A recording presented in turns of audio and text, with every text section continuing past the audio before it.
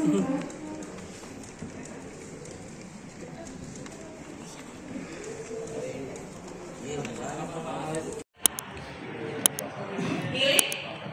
Bapak kecil sekali.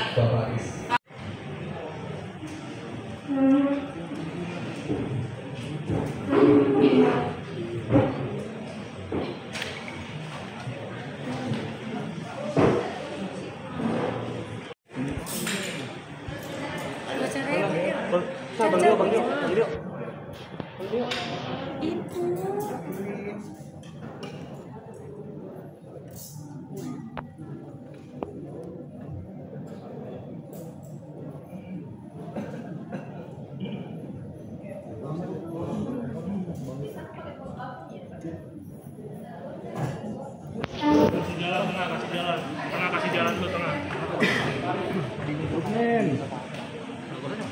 Ini belum nih, depan. Emang. Tadi membantah Pak Faris sebagai pengedar juga, mungkin seperti apa, boleh dijelasin nggak sih? Ya, jadi setelah kita lihat berita acara pemeriksaannya, Kamera bang. Berkas-berkas yang sudah kita pelajari, dokumen-dokumen saksi, kemudian bukti-bukti. Jadi kita dapat posisi bahwasanya Bang Faris RM ini adalah hanya sebagai pengguna atau pecandu narkotika.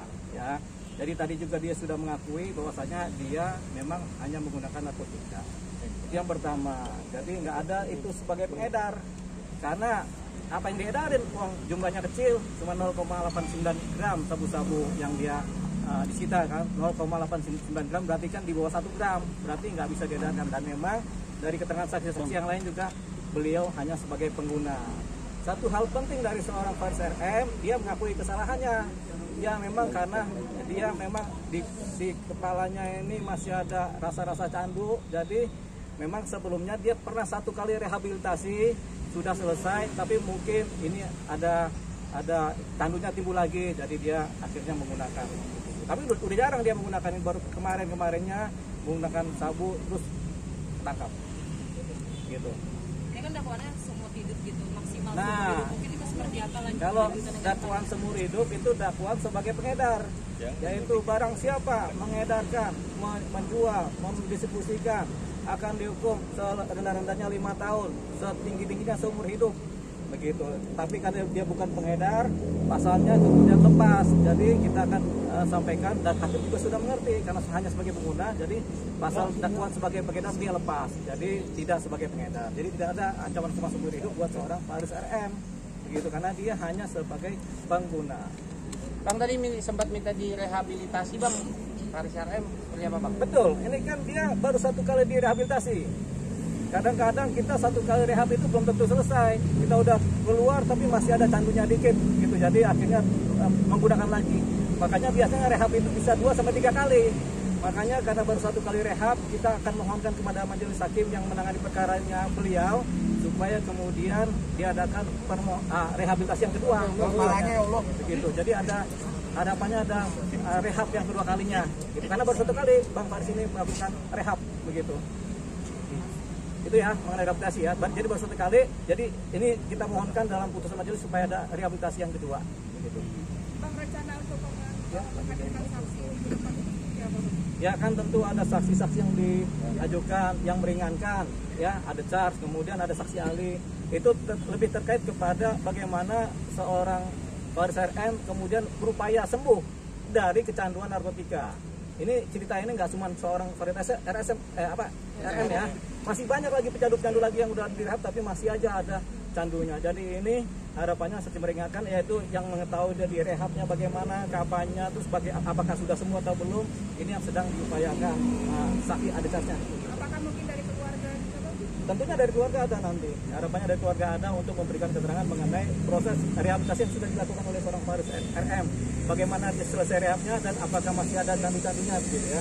Jadi kayak kita jatuh cinta, kita udah putus cinta, udah lepas, tapi kadang-kadang masih rasa-rasa kedepannya masih ada begitu. Mirip-mirip begitulah ya. Mungkin langkah ke depannya Ya, tadi sudah mengakui dan ini yang meminta maaf ya Bang. Iya. Depannya ada yang diubah nggak bang untuk dapat rehabilitasi yang apa? Jadi Faris RM tadi sudah mengakui kesalahannya dan sudah minta maaf kepada majelis, sudah minta maaf kepada masyarakat luas, juga minta maaf kepada pengacaranya, juga minta maaf kepada keluarganya. Jadi beliau minta maaf karena memang dia sudah melakukan kesalahan. Jadi dia memang ada candu dikit yang masih terbawa di kepalanya sehingga beliau kemudian akhirnya menggunakan lagi. Gitu. Tapi ini kata dia untuk refleksi ya. Tapi kalau bagi kami itu memang masih candunya masih ada. Jadi sudah rehab tapi masih ada sedikit-sedikit pengaruh-pengaruh candunya. Jadi dia tetap akhirnya pakai lagi. Gitu. Jadi itu tadi jawabannya. Ya. Thank you. Akhirnya selanjutnya minggu depan persidangan berikutnya adalah saksi Ade Charles. Ya. Ditunggu aja hari Kamis minggu depan. Kita harap juga seorang Faris RM karena berkaryanya juga bagus, akhirnya juga memuji lagu-lagu ciptanya dia, dan akhirnya juga memang secara internal mengidolakan. Nah ini juga candu tadi tuh yang lagi di situ belakang itu. Oke. Itu ya. Terima kasih bang. Kemungkinan juga saksi ada Charles. Ya, mungkin dari keluarga ya, yang mengetahui dia sedang direhab. Anak-anak atau gimana bang? Ya bisa, tapi kan anak nggak bisa jadi saksi ya. Tapi kita nggak tahu lah. Tapi kita minta bantuan majelis untuk kemudian bisa mengabulkan saksi dari keluarga siapa yang bisa tampil. Ya. Oke, thank you bang. Terima kasih bang. Dari abang.